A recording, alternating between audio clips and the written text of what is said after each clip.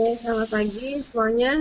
Sebelum kita mulai morning briefing hari ini, hari Kamis tanggal 27 Agustus 2015, saya akan sedikit mereview mengenai data yang tadi malam keluar. Itu yang data pentingnya itu kemarin ada core delivered goods order itu dia naik 0,6%, di bawah estimasi 0,3%, di mana sebelumnya ada revisi dari 0,8%, turun menjadi 0,6%.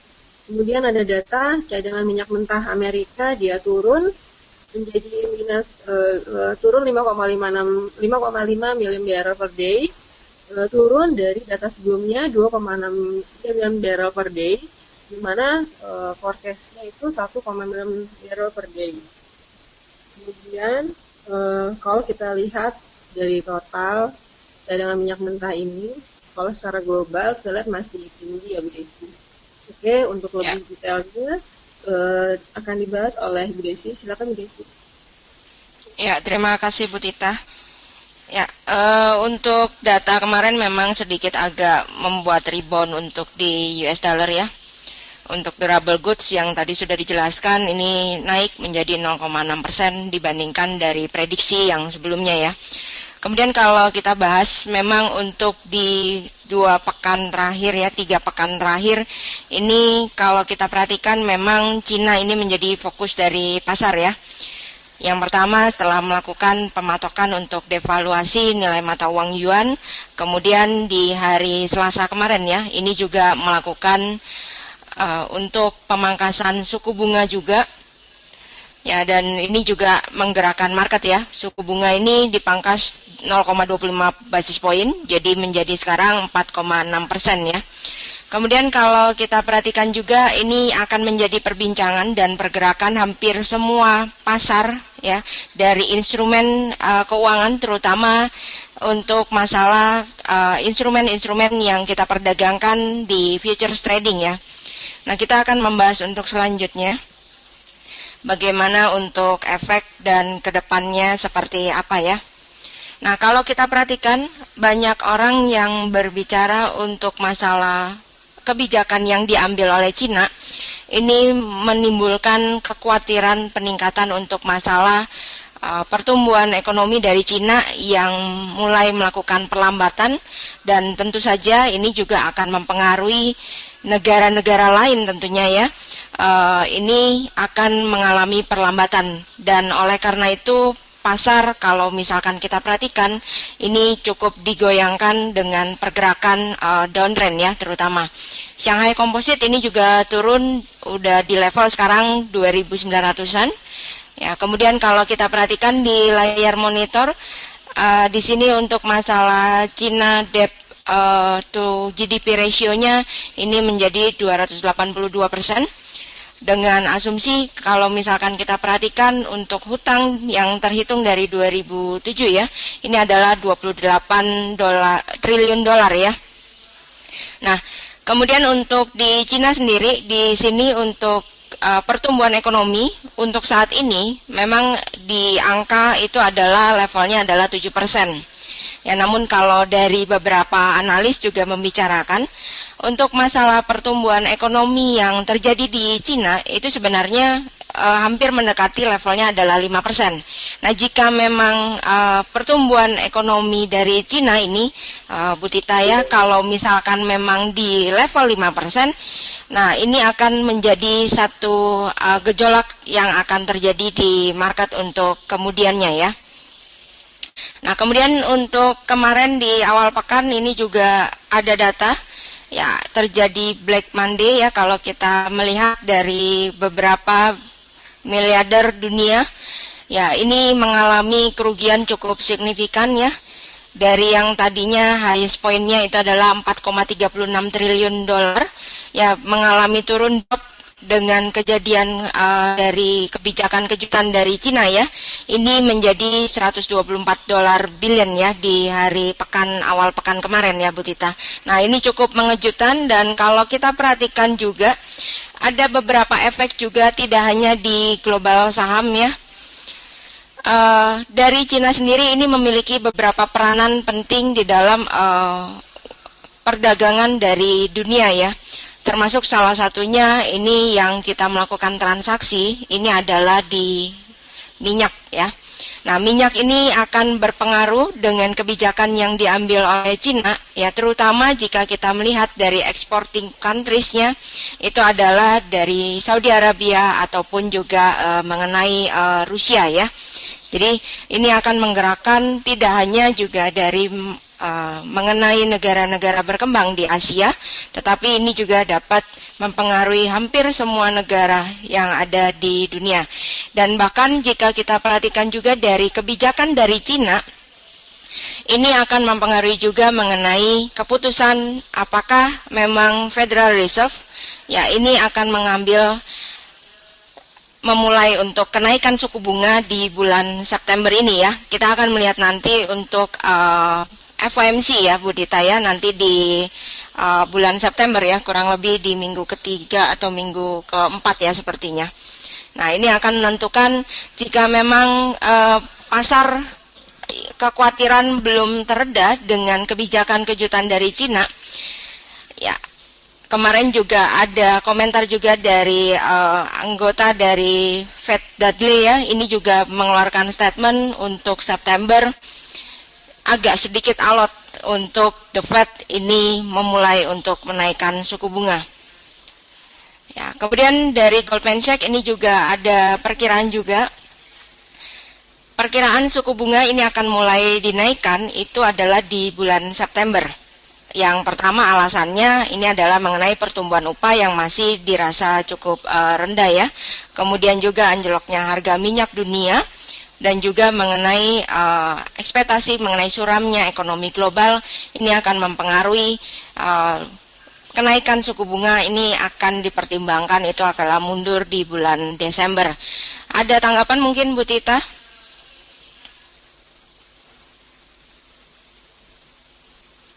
Oke, saya lanjut dulu ya. Ya. Ya, Bu Tita. Oke, kalau kita lihat akibat dari penurunan suku bunga acuan Bank Sentral ini cukup mempengaruhi ke kondisi saham secara global.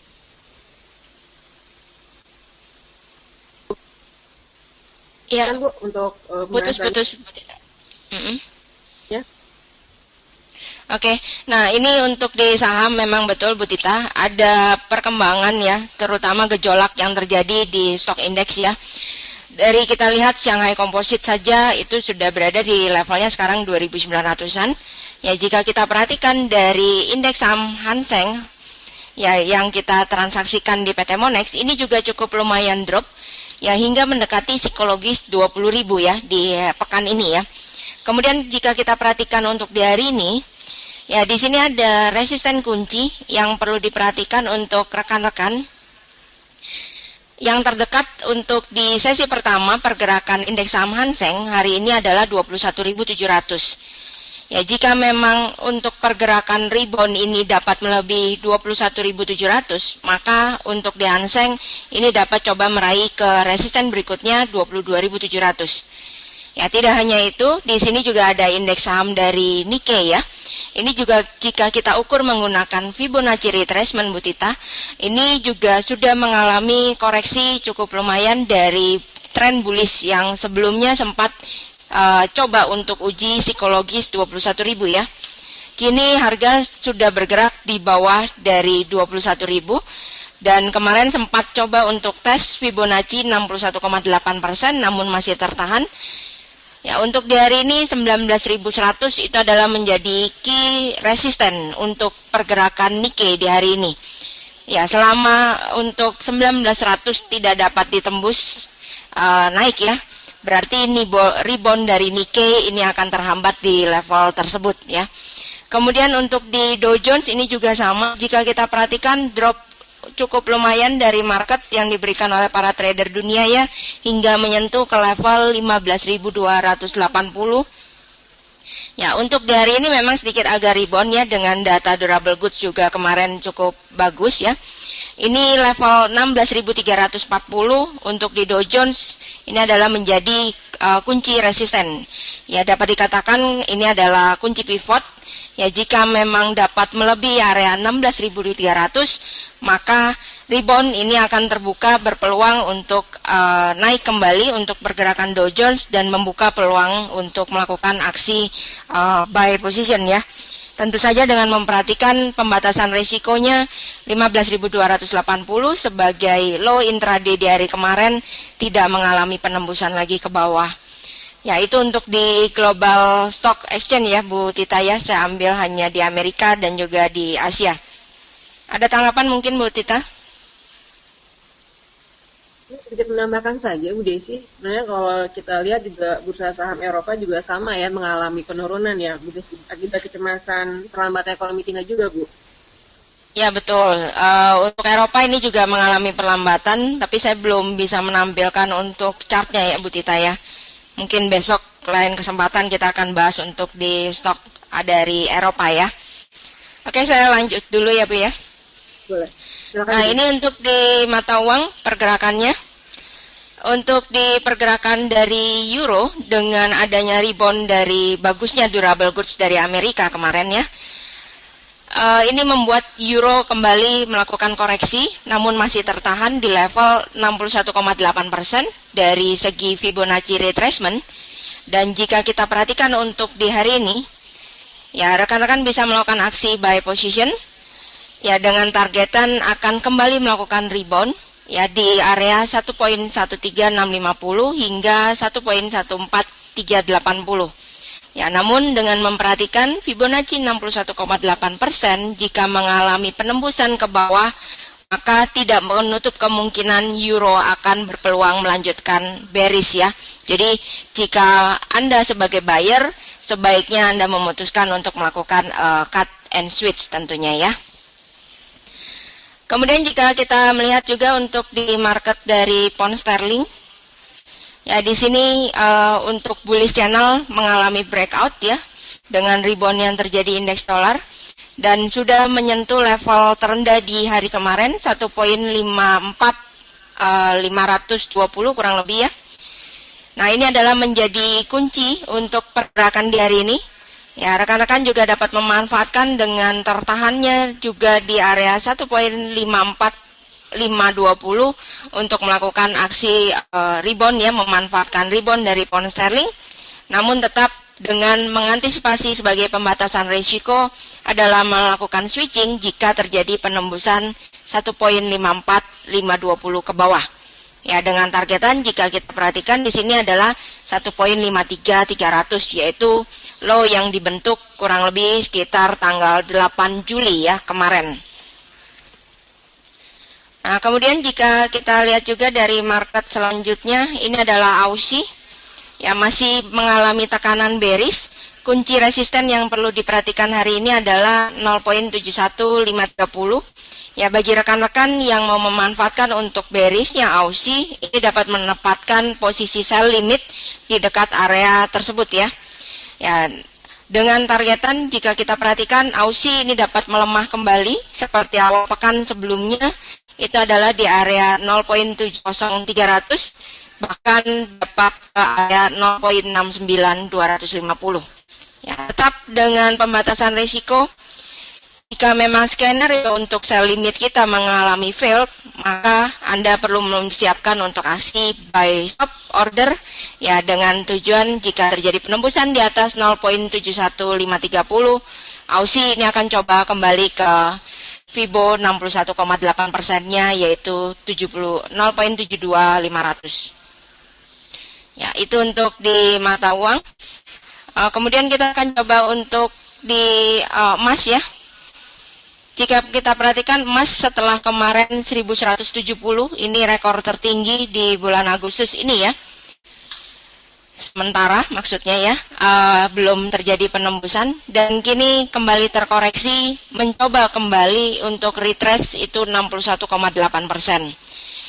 Ya, untuk di hari ini diperkirakan untuk pergerakan dari emas, ini kurang lebih di area 1117.70 tepatnya hingga di area resistennya 1128. Ya, ini adalah menjadi kunci pergerakan untuk di hari ini.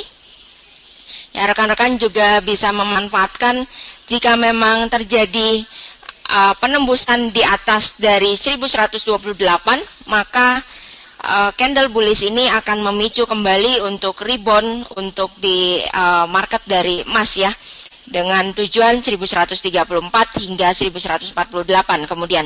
Namun jika memang terjadi penurunan di bawah 1117, ya perhatikan hati-hati untuk masalah level pengujian Fibo 61,8%-nya di area 1112 hingga 1109. Ya, ini yang perlu diperhatikan untuk jika rekan-rekan yang sudah mempunyai buy position, dan untuk pergerakan market ternyata untuk hari ini menembus ke bawah level 1109, ini adalah menjadi kunci support ya yang perlu diperhatikan. Oke. Kemudian untuk di komoditi oil, ya ini juga tadi sudah ada crude oil inventories ya mengalami penurunan untuk di Amerika. Kemudian jika kita perhatikan pergerakan harga minyak, ini masih berada di bawah level psikologis 40. Dan saya pikir dengan masih hangatnya untuk masalah kejutan yang diberikan oleh Cina, ini masih akan menahan untuk pergerakan rebound di minyak terutama ya.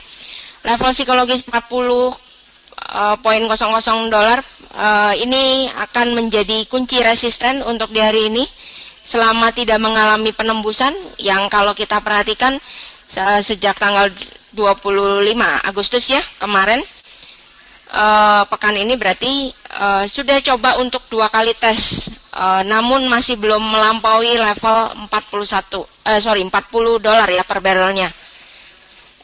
Saya pikir ini Bu Tita yang menjadi kuncinya ya, dan rekan-rekan juga bisa menempatkan aksi buy stop order jika terjadi penembusan konfirmasi di atas 40 dolar per barrel, maka minyak tidak akan segan-segan melanjutkan rebound menuju ke area 41.10 atau bahkan ke 43.16 ya.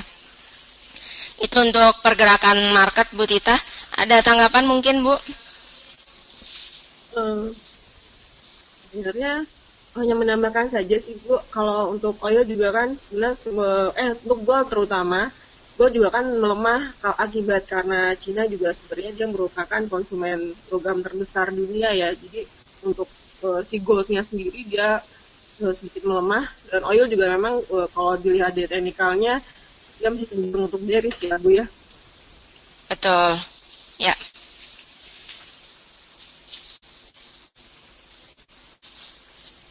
Saja ada lagi mungkin Bu? Itu saja sih Bu.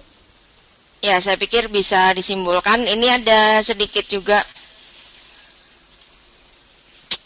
untuk rekan-rekan juga bisa memanfaatkan dari auto chartis ya. Jika Anda mau melakukan short term trading, banyak signal yang sudah diberikan selain dari morning briefing yang dibahas di hari ini. Ya, dan kemudian untuk di hari ini hanya sedikit data saya pikir ya, tapi ini menjadi kunci utama. Ya, jika kita memperhatikan selain dari Cina, jelas untuk The Fed ini akan menanti data-data ekonomi dari Amerika tentunya sebelum mengambil keputusan mulai melakukan kenaikan suku bunga ya. Ini ada preliminary GDP ya dari Amerika. Jika kita perhatikan ini dari sebelumnya 2,3%, diprediksi ini mengalami kenaikan 3,2%. Ya, rekan-rekan bisa memperhatikan data ini akan dirilis jam 19.30.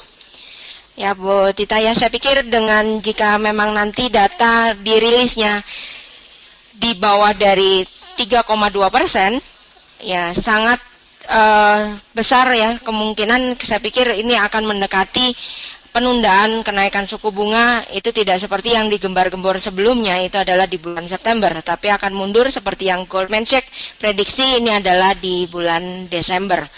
Ya, namun akan kejadian berbalikan sepertinya Bu Tita, jika memang dapat melampaui 3,2%, maka sentimen akan berbalik kepada indeks dolar. Ya, itu mungkin untuk tambahannya Bu Tita, silakan bisa disimpulkan. Oke, terima kasih. Jadi fokus kali ini masih terpengaruh akibat kelambatan ekonomi di Cina ya Bu Desi. Kemarin karena pada hari Selasa dia PBOC telah menurunkan suku bunga acuannya dia menjadi 4,6%, itu penurunan sebesar 20 basis poin. Sementara kalau kita lihat untuk saham-saham global, terutama di Amerika dan Asia, itu mengalami penurunan. Akibat dari kecemasan pelambatan ini terutama memicu turunnya saham-saham terutama di sektor perbankan dan tambang. Kemudian kalau dilihat dari currency pun untuk euro, sterling dan Aussie juga mengalami pelemahan, dan untuk aset lain seperti untuk oil dan gold juga sama, dia cenderung melemah. Mungkin itu informasi yang dapat diberikan. Materi ini hanya bersifat informasi saja dan kami berusaha memberikan berita yang terbaik dan tidak ditujukan sebagai sarana untuk melakukan trading. Oke, terima kasih Bu Desi, terima kasih untuk rekan-rekan. Selamat pagi, selamat beraktivitas.